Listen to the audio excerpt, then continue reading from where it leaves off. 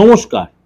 আজকে চন্দ্রকেতুর জুতিতে গ্রহণযোগ তৈরি হবে সেই নিয়ে আলোচনা করব। কবে এই যোগ তৈরি হবে? 2025 সালে প্রথম চন্দ্রগ্রহণ হোলির দিন হবে। 2025 সালের প্রথম চন্দ্রগ্রহণ হোলির দিনে হবে। এছাড়া চন্দ্রকেতুর সংযোগে কন্যা রাশিতে গ্রহণযোগ তৈরি করবে।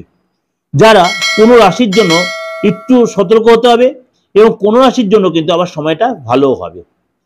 2025 সালে মোট 4টি গ্রহণ হবে, যার দুটি হবে চন্দ্রগ্রহণ, দুটো হবে সূর্য। এই নিয়ে আমি অনেক আগেই প্রোগ্রাম কিন্তু দিয়েছি। তবে ভারতে কিন্তু একটাই গ্রহণ দেখা যাবে। বছরের প্রথম গ্রহণ ধুলান্ডি হোলিতে হতে চলেছে। বছরের প্রথম গ্রহণ ধুলান্ডি হোলিতে হতে চলেছে। আসুন জেনে নিই কোন রাশির জাতকদের জন্য এই চন্দ্রগ্রহণ একটু সতর্কতা অবলম্বন করতে হবে। 14ই মার্চ বছরের প্রথম চন্দ্রগ্রহণ 2025 সালে 14ই মার্চ শুক্রবার অনুষ্ঠিত হবে। 14ই মার্চ শুক্রবার অনুষ্ঠিত হবে। কিন্তু এই গ্রহণ ভারতবর্ষে কিন্তু দেখা যাবে না। জ্যোতিষশাস্ত্র অনুসারে যদি এই গ্রহণ দৃশ্যমান না হয় তবে ধর্মীয় কার্যকলাপের উপর এর কোনো প্রভাব পড়বে না। ভালো করে শুনবেন, যদি এই গ্রহণ দৃশ্যমান না হয় তবে ধর্মীয় কার্যকলাপের উপর এর কোনো প্রভাব পড়বে না। তবে রাশিচক্রের জাতকরা অবশ্যই এর দ্বারা প্রভাবিত হবেন।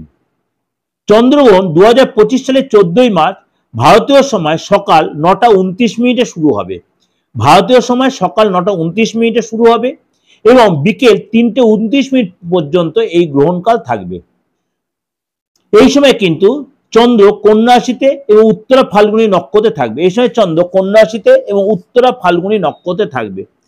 এগুলো কিন্তু অবশ্যই আপনাদের কাছে মানে যারা নতুন অ্যাস্ট্রোলজি শিখছেন তাদের কাছে এটা এত বেশি ক্লিয়ার করে দেওয়ার জন্য, তাহলে আপনার অ্যাস্ট্রোলজি আরো বেশি আপনারা শিখতে পারবেন। কারণ আপনারা কারোর কাছে শিখছেন, তার সাথে এটা জানলে নতুন নতুন সমস্ত প্রোগ্রাম তার অনেক বেশি আপনাদের ক্লিয়ারিটি আসবে।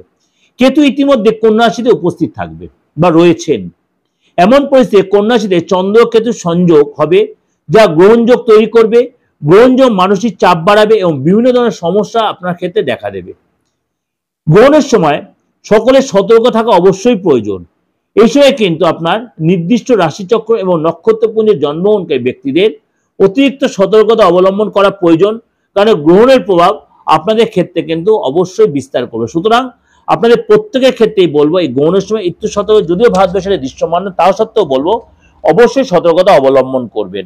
এরপর আমি আরো প্রোগ্রাম দিচ্ছি এই চন্দ্রগ্রহণ নিয়ে বলুন বা হোলি নিয়ে বলুন, দোল নিয়ে বলুন, অনেক রকম প্রোগ্রাম দেবো। অবশ্যই চ্যানেলের সাথে জুড়ে থাকুন, নিত্য নতুন প্রোগ্রাম দেখতে পাবেন এবং সমস্ত রকম রাশিফল, মাসিক বল, সাপ্তাহিক বল, সমস্ত গ্রহের টানে অবশ্যই আলোচনা করছি।